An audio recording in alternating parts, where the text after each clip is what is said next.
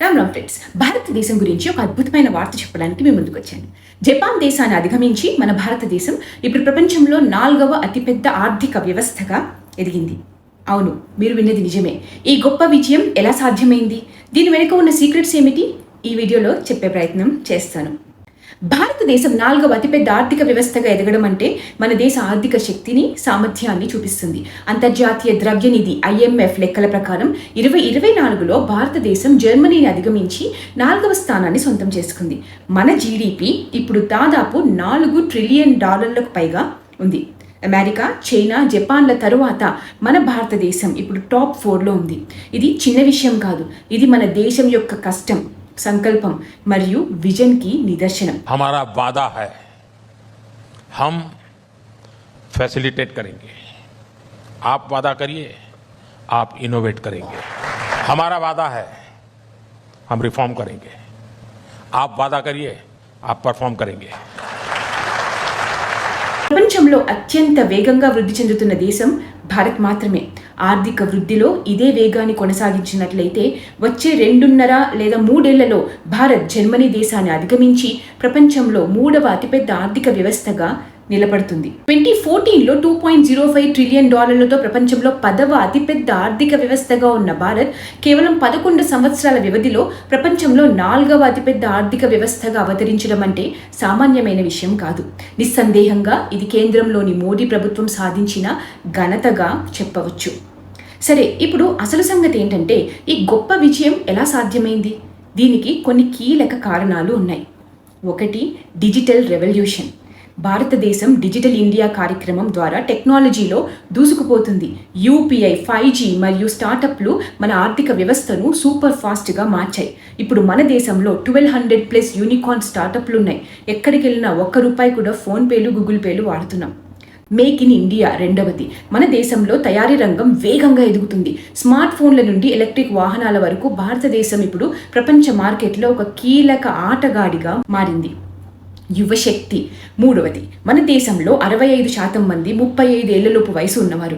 ఈ యువశక్తి ఆవిష్కరణలు మరియు కొత్త ఆలోచనలు భారతదేశాన్ని ముందుకు నడిపిస్తున్నాయి.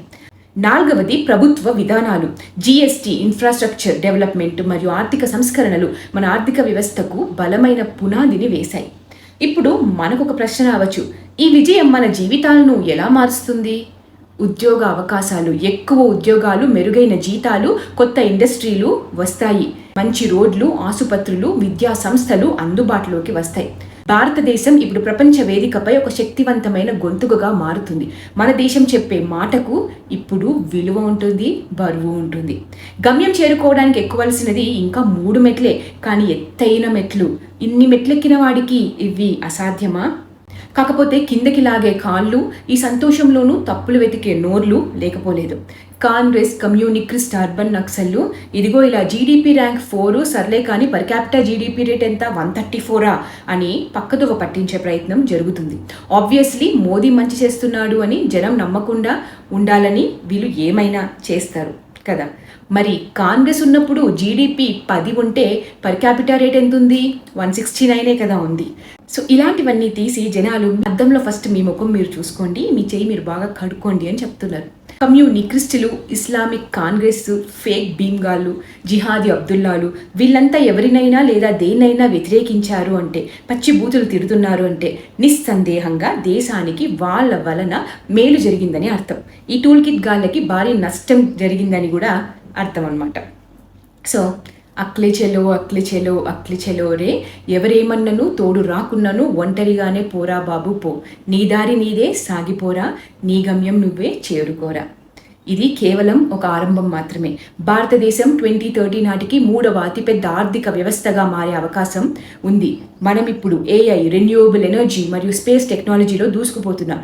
ఇస్రో నుండి స్టార్టప్ల వరకు భారతదేశం ఆకాశమే హద్దుగా ముందుకు సాగుతుంది. ఈ గొప్ప ప్రయాణంలో మనమందరం భాగస్వాములమే. భారతదేశం యొక్క ఈ విజయం మనందరి కష్టం, కలలు మరియు సంకల్ప ఫలితం. మీరు వేసిన ఒక్క ఓటు ఫలితం. మీ ఫ్రెండ్స్తో ఈ గొప్ప వార్తని పంచుకోండి. కామెంట్స్లో మీరు ఈ విజయం గురించి ఏమనుకుంటున్నారో చెప్పండి. మరో అద్భుతమైన వీడియోతో మళ్ళీ కలుద్దాం. జై భారత్, జై హింద్.